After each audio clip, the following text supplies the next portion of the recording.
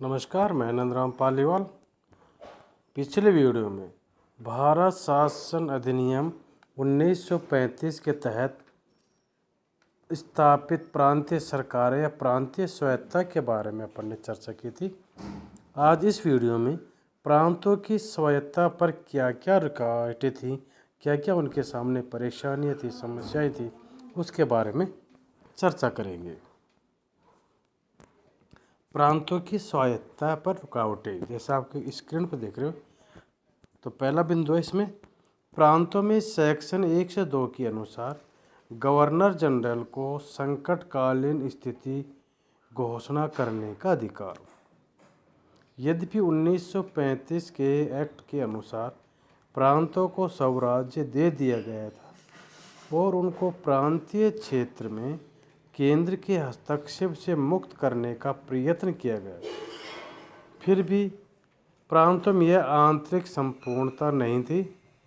उदाहरणार्थ, यदि किसी गंभीर अंदरूनी गड़बड़, अव्यवस्था अथवा अशांति और युद्ध के वास्तविक अथवा संभावित खतरे के कारण गवर्नर जनरल इस एक्ट के सेक्शन 102 के अनुसार संकटकालीन स्थिति की घोषणा कर देता था, तो संघीय विधानमंडल को प्रांतों के बारे में भी कानून बनाने का अधिकार प्राप्त हो जाता था। यदि गवर्नर जनरल संकटकालीन स्थिति की घोषणा कर दे तो संघीय विधानमंडल प्रांतों से संबंधित कानून भी बना सकता था। दूसरा बिंदु है, गवर्नर जनरल की प्रांतों को निर्देश जारी करने की शक्ति। इसके अतिरिक्त प्रांतों पर केंद्र का नियंत्रण कई अन्य तरीकों से भी रहता था। उदाहरण के लिए 1935 के अधिनियम के सेक्शन 126 के अनुसार गवर्नर जनरल प्रांतीय सरकारों को निर्देश जारी कर सकता था। आदेश से निर्देश, डायरेक्शन, उनको निर्देश जारी कर सकता था कि यदि वह उन निर्देशों को भारतीय शांति और सुरक्षा को कायम रखने के लिए आवश्यक समझे।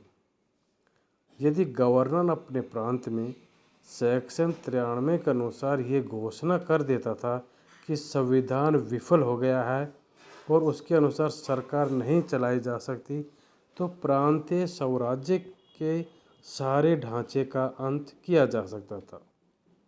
यहाँ पर दो धाराएं हैं। पहली है सेक्शन 126 के अनुसार। 126 के अनुसार क्या है कि गवर्नर जनरल प्रांतीय सरकारों को निर्देश दे सकता था और वो निर्देश इस आधार पर दिया जाता था कि ये भारतीय शांति और सुरक्षा को कायम रखने के लिए आवश्यक है, अतः सभी प्रांतीय सरकारें इन निर्देशों का पालन करें। दूसरा सेक्शन 93, सेक्शन 93 के अनुसार गवर्नर अपने प्रांत में यह घोषणा कर दे कि संविधान विफल हो गया है और वहाँ की प्रांतीय सरकार संविधान के अनुसार नहीं चलाई जा रही है, तो फिर प्रांतीय स्वायत्तता या प्रांतीय स्वराज्य के सारे ढांचे का अंत किया जा सकता था। उस परिस्थिति में प्रांतीय मंत्रिमंडल को हटाकर गवर्नर सारे प्रांत का शासन स्वयं संभाल सकता था। जब गवर्नर ऐसी घोषणा कर देता था तो उसे गवर्नर जनरल के आदेशों का पालन करना पड़ता था। इतना नहीं, जब गवर्नर अपनी मनमानी शक्तियों तथा व्यक्तिगत निर्णयों की शक्तियों का प्रयोग करते थे तो वे उनका प्रयोग गवर्नर जनरल के नियंत्रण में ही रहकर किया करते थे। अगला बिंदु है, कुछ विधेयकों को प्रांतीय विधानसभा में प्रस्तुत करने के पूर्व गवर्नर जनरल की अनुमति लेना आवश्यक। प्रांतीय कानूनी क्षेत्र में गवर्नर जनरल का नियंत्रण एक वास्तविकता थी। कुछ विशेष प्रकार के बिल अथवा संशोधन गवर्नर जनरल की पूर्व अनुमति के बिना प्रांतीय विधानमंडल में पेश नहीं किए जा सकते हैं उनको प्रांतीय विधानमंडल में प्रस्तुत करने से पहले गवर्नर जनरल की पूर्ण स्वीकृति लेनी पड़ती थी। अगला बिंदु है प्रांतीय विधेयकों को गवर्नर जनरल की स्वीकृति के लिए आरक्षित रखना। ऐसे बिल जो प्रांतीय विधानमंडल द्वारा पास कर दिए जाते थे, वे भी गवर्नर जनरल की अनुमति के लिए आरक्षित किए जा सकते थे। यानी वे विधेयक जो प्रांतीय विधानमंडल द्वारा तो पास करते गए, लेकिन गवर्नर ने गवर्नर जनरल की अनुमति के लिए उनको आरक्षित रख लिया है। गवर्नर जनरल की इच्छा पर यह निर्भर था कि वह इन विधेयकों की मंजूरी दे या नहीं दे, और यदि गवर्नर जनरल चाहता तो इन विधेयकों को ब्रिटिश सम्राट की मंजूरी के लिए भी रिजर्व कर सकता था। अगला बिंदु है गवर्नर जनरल के द्वारा विधेयकों पर पुनर्विचार करवाना। गवर्नर जनरल किसी बिल को प्रांतीय विधानमंडल के पास पुनर्विचार के लिए भी भेज सकता था। अगला बिंदु है गवर्नर जनरल की विशेष जिम्मेदारियां। गवर्नर जनरल को कुछ विशेष जिम्मेदारियां भी दी गई थी। उनका बहाना लेकर गवर्नर जनरल किसी भी प्रांतीय क्षेत्र पर अपना पूर्ण नियंत्रण स्थापित कर सकता था। वह किसी भी प्रांतीय मंत्री को कह सकता था कि उसके इस कार्य से मेरी विशेष जिम्मेदारी में बाधा पड़ती है, और वह इस हेतु उस मंत्री को कोई भी आदेश जारी कर सकता था। अगला बिंदु है गवर्नर जनरल का हस्तांतरित विषयों पर नियंत्रण। जो विषय मंत्रियों को दिए गए थे वे गवर्नर जनरल के नियंत्रण से बाहर नहीं थे। उदाहरण के लिए कानून और व्यवस्था का नियंत्रण मंत्री के हाथ में दे दिया गया, क्योंकि इसके बिना प्रांतों में उत्तरदायी सरकार की स्थापना असंभव थी। परंतु साथ साथ यही विषय गवर्नर जनरल तक गवर्नर की विशेष जिम्मेवारी भी बनाया गया, ताकि भारत अथवा इसमें किसी भी भाग में शांति भंग होने से रोकी जा सके। यही कारण है कि डॉक्टर राजेंद्र प्रसाद ने कहा कि ये घोषणा करना कि कानून और व्यवस्था मंत्री को सौंप दी गई है, जबकि उसके संबंध में विशेष जिम्मेवारी गवर्नर तक गवर्नर जनरल की है, छल और कपट से कम नहीं था। अगला बिंदु है गवर्नर का प्रांतों पर प्रभावशाली नियंत्रण। प्रांतीय स्वराज्य इसलिए भी सफल नहीं हो सका क्योंकि गवर्नर इस एक्ट के अनुसार संवैधानिक अध्यक्ष नहीं था। जबकि गवर्नर संवैधानिक अध्यक्ष होता है, लेकिन वो संवैधानिक अध्यक्ष नहीं था। उसके हाथ में सारे प्रांतीय शासन को नियंत्रित करने की मुख्य शक्ति थी। प्रांतीय विधानमंडल पर उसका विशेष प्रभाव था। कानूनी क्षेत्र में उसे बहुत अधिक शक्तियाँ थी। उसकी अनुमति के बिना कोई बिल कानून नहीं बन सकता था। वह किसी भी बिल को पुनर्विचार करने के लिए भेज सकता था। वह किसी भी बिल पर अपनी मंजूरी देने से इनकार कर सकता था और उसको ब्रिटिश सम्राट की मंजूरी के लिए रिजर्व कर सकता था।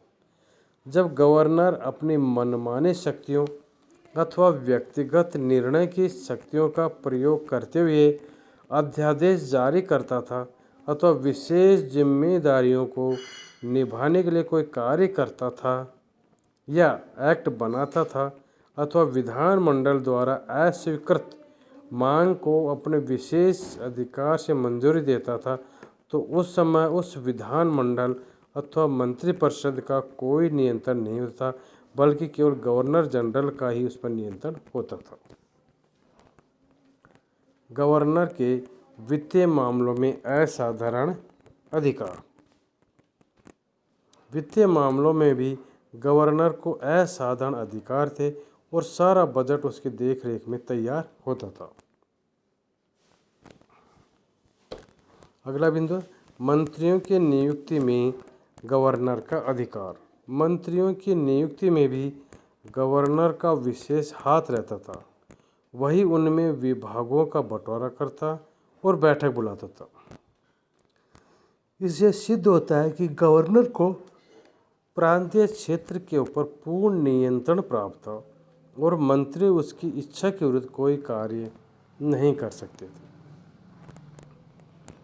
अगला बिंदु है सार्वजनिक सेवाओं पर मंत्रियों का अपर्याप्त नियंत्रण। जो थोड़े बहुत अधिकार उत्तरदायी मंत्रियों के पास बचे या उनको दिए गए, उनमें सार्वजनिक सेवाओं ने भी अनेक बाधाएं उपस्थित की। इसका विशेष कारण ये था कि उन पर मंत्रियों का कोई प्रभावशाली नियंत्रण नहीं था और सचिवों को सीधा गवर्नर से मिलने की आज्ञा थी। इसमें सचिवों को अपने मंत्रियों के आदेशों को उलटवाने या उनमें अपनी इच्छानुसार संशोधन करवाने का अवसर प्राप्त हो जाता था। चूँकि मंत्री शासन संबंधी मामलों में नहीं होते थे और सचिव बहुत अनुभवी, इसलिए गवर्नर प्राय मंत्रियों की अपेक्षा सचिवों की बात को अधिक मानते थे। इसलिए मंत्रियों की शक्तियों का ह्रास हो गया और प्रांतीय स्वराज्य अवास्तविक बन गया। प्रांतीय स्वायत्तता में गवर्नरों का अनुचित हस्तक्षेप। डॉक्टर श्यामा प्रसाद मुखर्जी ने बंगाल के राज्यपाल की आलोचना करते हुए कहा था कि इस तरह से प्रांतीय स्वराज्य बहुत रुकावटों और संरक्षणों के अधीन जारी किया गया। यह उस सीमा तक ही बढ़ सकता था जिस सीमा तक गवर्नर इसकी आज्ञा दे। गवर्नर के स्वेच्छाचारी अथवा सविवेक शक्तियों को स्पष्ट रूप से बयान नहीं किया गया और वे इतनी विस्तृत अथवा व्यापक थी कि गवर्नर मंत्रियों के दैनिक मामलों में अपनी सविवेक शक्तियों का बहाना लेकर हस्तक्षेप कर सकते थे। डॉक्टर श्यामा प्रसाद मुखर्जी ने, जो कि बंगाल सरकार में वित्त मंत्री थे, अपने 16 नवंबर 1942 के त्यागपत्र में गवर्नर के निरंतर हस्तक्षेप की शिकायत की। उन्होंने लिखा कि मेरे त्यागपत्र देने के 2 कारण हैं, परंतु मेरे दूसरे कारण से ही आपका संबंध है। उसमें बताया गया कि आपके द्वारा मंत्रालय के कार्य में अवांछनीय हस्तक्षेप किया गया, तथाकथित प्रांतीय स्वायत्तता को सारहीन बना दिया गया। मुझे शौक से कहना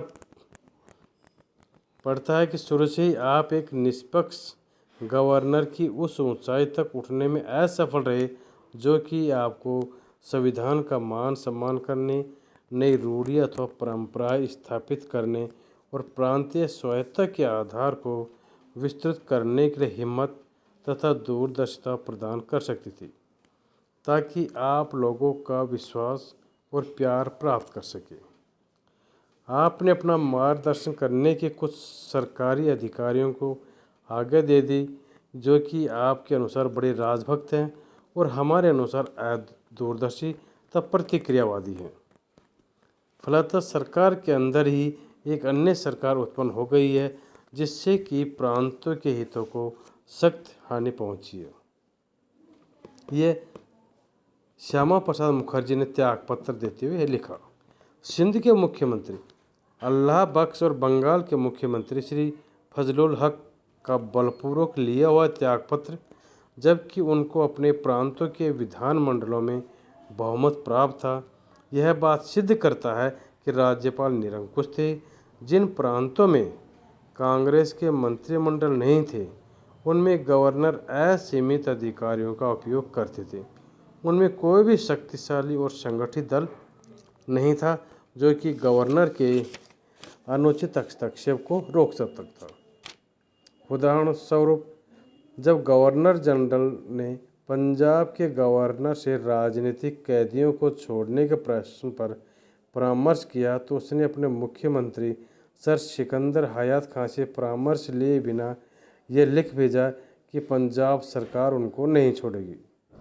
सिंध, बंगाल और उत्तर पश्चिमी सीमा प्रांत में गवर्नरों ने मुस्लिम लीग पर अनुचित कृपा दृष्टि दिखाई और उनको विधानमंडल में थोड़ी संख्या का समर्थन प्राप्त होते हुए भी सत्तारूढ़ रखा गया। यह बात पूर्ण रूप से असंवैधानिक थी। तो ये थी प्रांतीय स्वायत्तता पर रुकावटें। धन्यवाद।